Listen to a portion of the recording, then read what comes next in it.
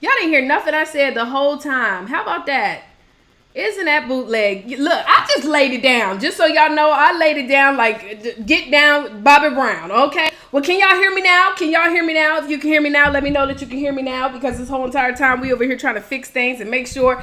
Hello, everybody. We will make sure that when we repost this, though, we will repost this so that you can actually hear it right when we started this thing. But welcome, welcome, welcome, y'all. Do me a favor. No wonder y'all weren't typing in what you did. How you doing? Hello, welcome, good evening, okay? So guys, do me a favor. Look, we have been having some technical difficulties with Facebook all day long. Then we get up in here, we having technical difficulties with our audio, but that's because there is something big that's going to take place tonight. So do me a favor. Number one, if you live in Georgia or you know someone that lives in Georgia, please tag them. We've got a sister that's coming up here, guys, and you do not need to not tag anyone. You understand what I'm saying? You do not need to not. You do not need to ignore this video that we're going to be doing tonight, because it's all about being informed. So I did a whole introduction. Y'all saw my mouth moving. I promise you I was saying something real good. I was like having an out-of-body experience, darling, but it's okay. We're going to start all over, okay? First of all, Taria Vision Divine here with As Real As It Gets TV. You guys are here for a treat. We put this on Urban CEO Network every single Monday and Thursday live.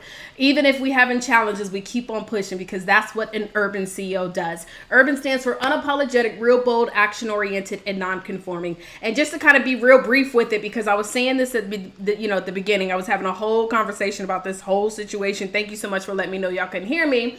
I was talking about how somebody emailed us and said, well, I'm not a CEO, so I don't know if Urban CEO is for me. See, this is what's wrong with our community, guys. We've got to start taking ownership of our lives, because you are a CEO.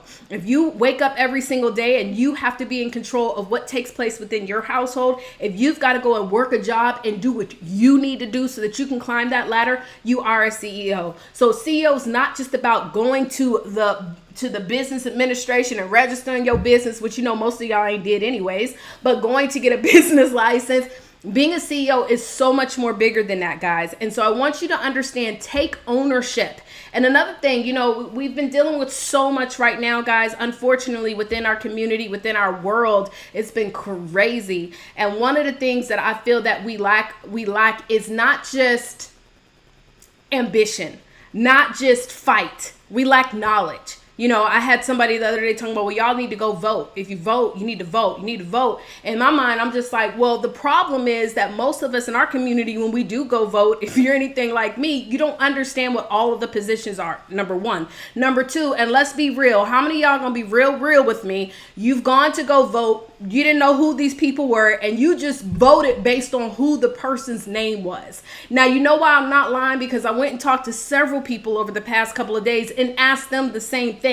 And every single one of them agreed. And so I'm so excited about today's conversation, because we definitely have an incredible woman who's going to be talking with us. So guys, please make sure that you share this video, share, create a watch party, tag some people, invite them, so that we can be able to have an amazing time. Well, let's go ahead and move this thing, because now we are getting behind time and we were supposed to be already in the next part. We're going to bring on one of our incredible ambassadors who's going to be sharing with us today the quote of the day. So none other than the beautiful, incredible, I hope she is ready to go, Shakita D. Days. Are you ready, darling? Hey, Urban CEOs. My name is Shakita D. Days. I am the CEO and nonprofit manager of Derrick Angel Days II Corporation. And we specialize in community affairs, gun violence awareness, and economic empowerment. And I'm here today to bring to you the quote of today. The word that resonated with me this week was freedom. Freedom is having it all. Freedom is truly experiencing freedom. And in order for us to experience freedom, we must first lay the bricks and take action. Freedom is a mindset. We must first free our minds and our hearts in order for us to become free in our lives. Awesome. Well, thank you so much. And, I appreciate you talking about freedom, because right now many of us are feeling like, we're in a state of where we are free, but we're not free. We're not free to really live our lives. And that's why, yes, being able to talk about this topic of voting on today and who we should vote for is very important, because it does allow us to have a better understanding of what it is that we need to do so that we can truly have those lives of freedom, where we don't have to go out here and be destructive. Because unfortunately, for people to listen, it seemed like that's what had to take place. Well, we have a young lady who's going to talk to us a little bit about what it is that she's doing for her community, for our community, the urban community. And I am so excited to have her on. But before we do that, I would like to bring up another one of our incredible young ladies who's going to talk to us about our announcements. And she's in Georgia as well. So without further ado, none other than Zainab Carter. You're live. Well, everybody, good evening. Sis, you are breaking up pretty bad. You're breaking up pretty bad. Go getters. Uh-oh. CEO. Zainab, you're breaking up. I'm breaking up? Yeah, you're breaking up. You guys were breaking up too. When I was okay, try it again. It sounds much better now. Okay. The Urban CEO Summit is coming up June 27th and 28th, and registration will start very, very soon, guys. It's going to be free to register with VIP upgrades that comes with goodies. So we're looking forward to that. We're also looking forward to new ambassadors to join our movement. It's all about a family over here. So for more information, go to www.urbanceonetwork.com/ambassadors. And if you want to have your business advertised on Urban CEO Network, send us an email to info@urbanceonetwork.com. We look forward to hearing from you guys. Come join the movement. Well, thank you so much. Okay, yes, much better. We got it back. Thank you so much for the announcements. Well, look, I want to shout out some of the people who are watching us, and make sure that you share. If you've shared this video, I want you to put #shared. Hello to Wanda D. Hollis in the house, Candy Martin, Craig George. Hello to Deshaunda Jennings. Hello to Elisa Mitchell, Sheldon Davis, and you are correct, Sheldon. Being a knowledgeable voter is so important, not just going to the polls and just voting what looks good, because I ain't gonna lie, I've done it. I am sick and tired of that. I'm sick and tired of just making up excuses that I did not know. As an adult and as a 39-year-old adult, it is time that I take responsibility and become a CEO of my own knowledge. And so I'm super excited about that. Thank you so much, Elisa, for sharing. You guys share, and tag. Well, I'm excited to bring on our guest speaker, you guys. I've actually known this young lady for a very long time. I mean, I won't tell you what year we graduated from Hampton University, but I think she graduated the year before me, and then I was the next year. She was a cheerleader, and I was on the dance line, and that's how we actually kind of connected. And then when I moved to Atlanta, Georgia, this young lady was, seriously, one of the hardest working women I've ever met. She was in the process of getting her law degree, and at the same time working several jobs so that she could be able to take care of getting the degree as well as her family.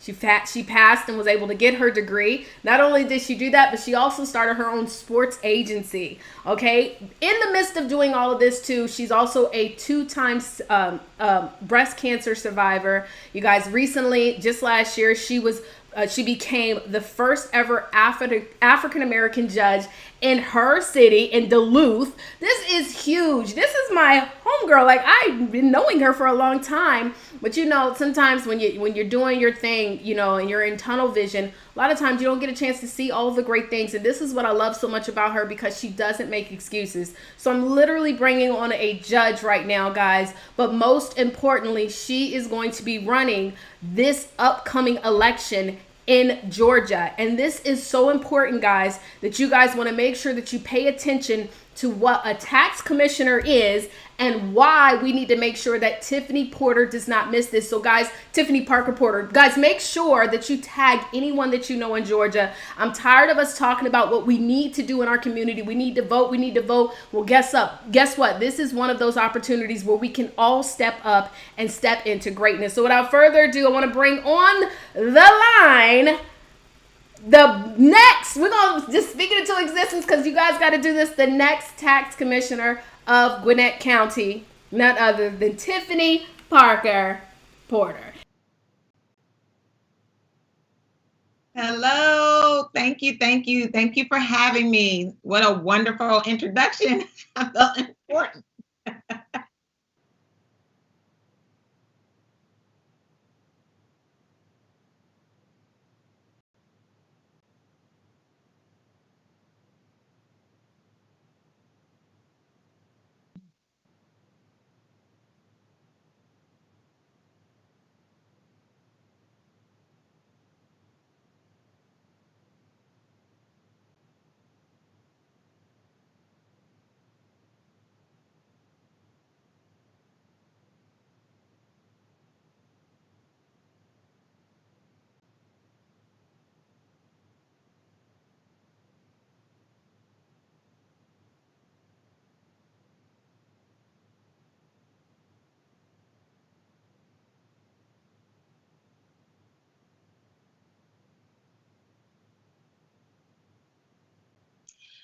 So thank you first for the opportunity. I'm so excited to talk about my platform and to really educate people about what the tax commissioner's office does.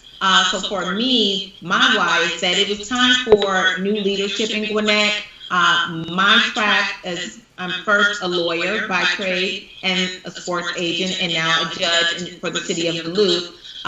My next thing was not Superior Court. A lot of people think that would be the next thing that I would go for, or a state court position. But I really looked at the needs that were coming up this election, and I looked into tax commissioner, and to my surprise, I did not understand all of what the tax commissioner was responsible for. And when I saw what that position is responsible for, I said, I can do this. I can change some things and bring an innovative approach to the tax commissioner's office, so that way people will know next election or by the fall with the general election, they will know exactly what the tax commissioner does. And the tax commissioner for Gwinnett County is responsible for collecting over $1.5 billion for the county.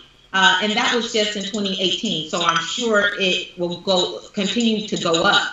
And that is a huge task. People don't understand that. When I went to vote yesterday, I was like at the very end of the ballot, it's like I kept, voting. I was like, well, where am I at? And it was just like at the end. But what people don't understand, without the tax commissioner, we don't have the tax dollars for our schools, for our parks and recreations, for other things that are earmarked in the county, unless those disbursements happen. We know that your tax dollars what pays for the community and for the growth of the community, and it's the tax commissioner's job to collect and disperse, and also put forth budgets before the Board of Commissioners in Gwinnett County, and then they approve or disapprove those budgets based on what the tax commissioner brings to them. Wow. And I would say, go ahead, Tiffany. I'm sorry. And then the last little bit about the office is that this office has been ran really by the same administration for 34 years. There has not been a change. And it's time. It's time for a change. It's time for we make some adjustments for the county that better serve the county and that it reflects the changing diversity within the county. Wow. Okay. Well, first of all, that's 30 years is a very long time. What made you decide to actually go after that? Especially, when you find out that it's been under the same leadership for 30 years. Is that something that is a bit intimidating for you, or are you excited about being able to have new change come into Gwinnett? Oh, I'm excited. I love a challenge. I am Like, I'm fired up. When I saw what it entailed, I said, you know what, I can do this. And I want to show other people in the county that we can do this. I mean, you can be, if you're a savvy business person and you understand disbursements, how things work, you have a level of accuracy and integrity, of course, with you, then this is a position that one can hold, you know, but there's a lot of responsibility that comes with it. It's not just collecting and dispersing. You have to make things accessible to the public. You have to educate the citizens as to what the office does, as well as make some innovative changes that can help collect the taxes on a better basis. So for me, I said I want to be that new change, that new face in Gwinnett, and that's why I chose the position. I love it. So when you say tax dollars towards these different organizations, so for example, like with schools, a lot of times schools have different types of events and rallies or whatever that may be for books and et cetera, et cetera. Is the tax money, that's what actually takes care of those bills? Well, the tax money funds different things for the schools. Okay. So some of those things that you talk about, yes, those are within there. But, you know, unfortunately, the last school budget was $2 billion. We don't have $2 billion to give to the schools. So we have to make sure that the larger part of the pie of that 1.8 billion that's collected is going towards the schools. So you have to look at each budget, and you won't match each budget because then we would be in a deficit. So we're constant, in that office should be constantly making sure that we go about the right ways to collect the tax dollars and to make sure they're done in a timely fashion. Thank you for that. So what separates you? You know, why is it that everybody that's in Gwinnett or knows someone in Gwinnett, why is it that we should go up there to the polls and vote for you for this position? That's a great question. I will say this. First, I am running on the Democratic ticket. So there's the Democratic primary. And then in the general election, that person, whoever wins the Democratic primary, will go against the incumbent, Richard Steele, a Republican incumbent, Richard Steele. For me, what sets me apart is my experience. I have 3 businesses that I started here in Gwinnett County.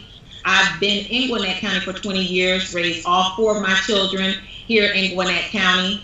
And I have not only the schooling behind me with my JD and my MBA, but I also have the experience of handling finances, handling millions of dollars, may not have been $1 billion, but millions of dollars at a time with my businesses. And so I know exactly what needs to be done, how it needs to be handled. And I want to make sure that we have the directors that work under the commissioner, that they're well versed as well, and that they can continue to help and outreach to the community as well. I love it. And I can definitely attest to the fact that you do understand as far as handling millions of dollars. I mean, when you started your sports agency, and then of course, when you were working in law, I remember you decided to start your very own practice, which I thought was just amazing and incredible. And again, now the fact that you're running for the tax commissioner of Gwinnett County, guys, we've got to make sure that we get out there and vote and make sure that Tiffany is selected for our Democratic candidate. Now, first year in office, when you win this, what is going to be your goals for the first year as our new tax commissioner? So the first year, I plan to have community outreach programs to where people will understand what the office does, as well as doing some other things in the community, because I've never met the tax commissioner or seen him in the 20 years that I've been here. And then prior to him, I didn't see the other person. So there needs to be more visibility. I plan to be at the local branches, making sure that things are up to par, and really listening to the needs of the customers. Because at the end of the day, if they're not serviced, then we don't get what we need. The first thing will be to implement more accessibility for the elderly and for the handicapped or disabled.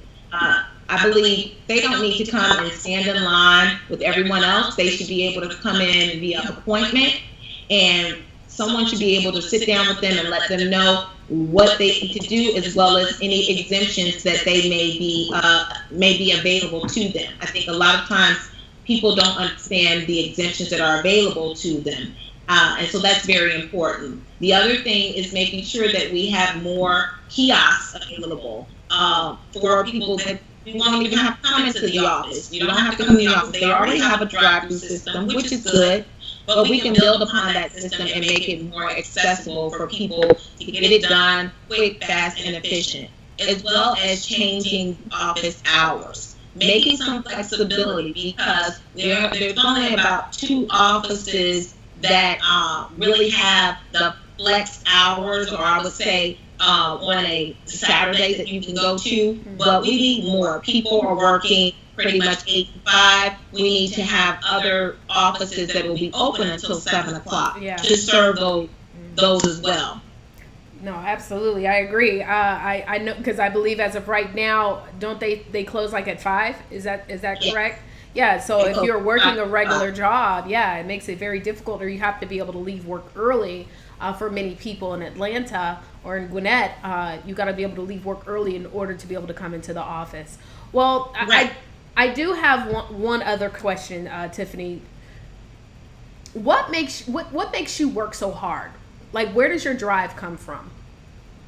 I get asked that question a lot, and I guess over time it has evolved, because now, of course, my children are who I work for, what I do, but I came from very humble beginnings, and for me, I was the first to go to college, first to go to law school, and I wanted to be that example to my brother and sisters as to what having an education can do for you, and I wanted to show others I was raised by really my grandmother, my great-grandmother, because my father was deceased and my mother was in and out of prison most of my childhood.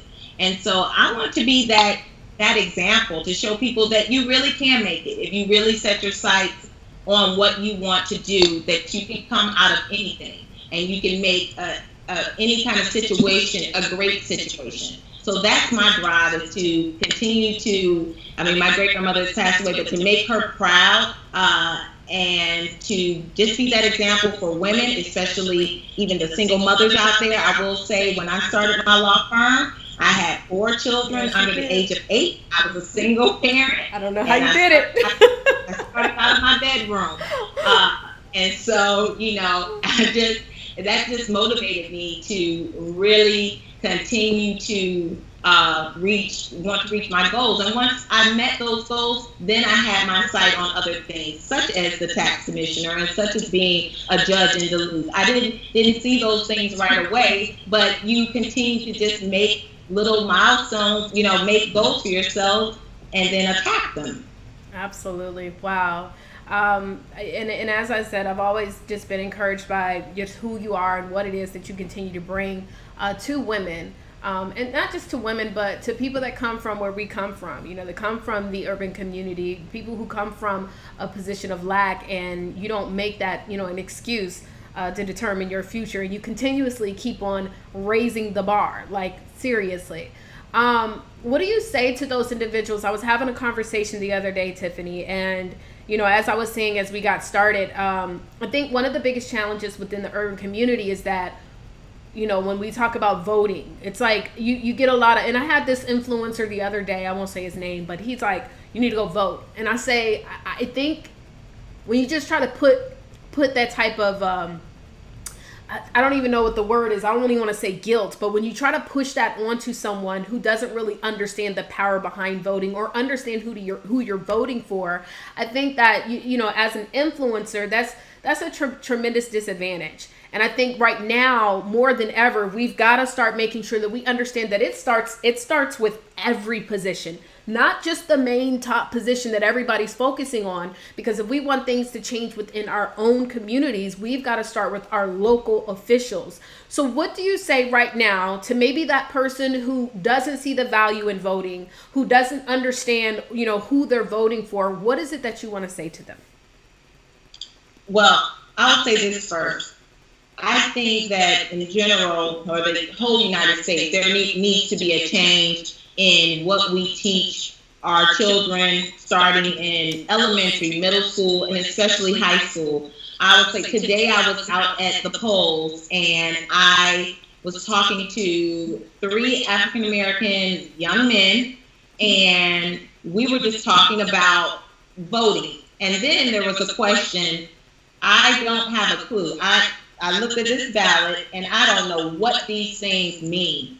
And so what should I do? Now I wasn't going to tell them who to vote for, but I took that time to educate them about the positions. We were out there for maybe almost an hour talking about what the positions are. People don't understand that you have a district, you have commission chairs. These are all important. These people are important for making decisions for where you live. We're so focused on the president, and I may tell you the things that are happening here with Ahmaud Arbery, that is with your local officials. It's your local officials, the district attorney, who will then file the charges on the appropriate people. And if you vote them in, you don't vote for them, then what? You're allowing someone else to make the decision for you. The sheriff's department, that is something that is voted in. And I think people don't understand that if you don't come out to these local races, that is where you're doing yourself injustice, because that is the most important. The tax commissioner for the county that you live in, that will affect you and affect your children and affect the schools. That doesn't have anything to do with the president of the United States. Doesn't have anything to do with that. And so I strongly urge people to, I will say this for Georgia, you can go to the Secretary of State's website, you click on elections, you click on voter information, and when you click on there, there will be another tab for am I registered to vote? You click on that, you put your information in with your county and your date of birth. When you do that, something else will populate and it'll show you everything as to what you're voting for, as well as provide you a sample ballot. You can pull up that sample ballot and then do some research on your own about those people, instead of getting to the polls and being surprised as to who are these people on my ballot. I have no idea who they are. And these are the most important people. I can't stress that enough. The most important people. Absolutely. I mean, when we look at, just the situation with what took place in Minnesota, it was the local leadership, the local officials who made the decision to increase the charges or move it up. And so again, while we place blame on the president of the United States, we do have to make sure that we're understanding what's taking place right in our own backyards. And I hear people say it all the time, but I think honestly, Tiffany, it hit a little different. Many of us are home and we're more free. We're just kind of, available, and we're seeing stuff a little differently, I believe, than what we've normally seen it. Any last and parting words that you want to leave for all of our viewers, especially those in Gwinnett County or in Georgia, just period, Georgia, tag someone, because we all know someone in Gwinnett. Right. Well, I first say thank you again for this platform, and I will say that it is very important for everyone in Georgia, hear me, to go out and vote. And to the citizens of Gwinnett County, I promise, if I am chosen as your Democratic representative for tax commissioner, that I will do my hardest to represent the citizens, make sure that you're heard, make sure that needs are met, and do my best to improve the office, and make sure that we can just make some change here. It's time for a change in Gwinnett, and I would appreciate your vote during early voting between today and tomorrow, and then the primary election on June 9th.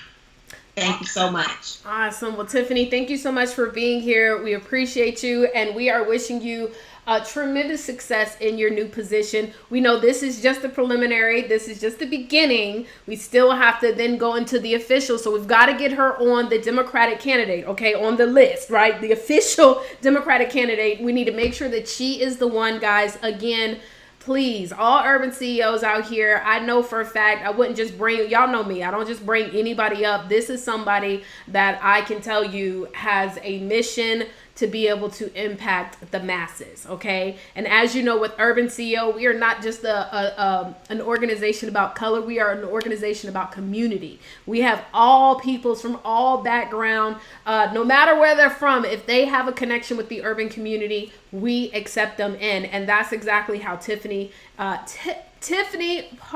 Porter, Esquire, or Judge. I don't even know what to say. I'm supposed to say Judge Porter. Girl, look, let me get it together. I done known her so long. I'm just like, Lord, this is amazing. But I'm just grateful to know that she is doing this, and I believe that we should make sure that we do our best to make this thing happen.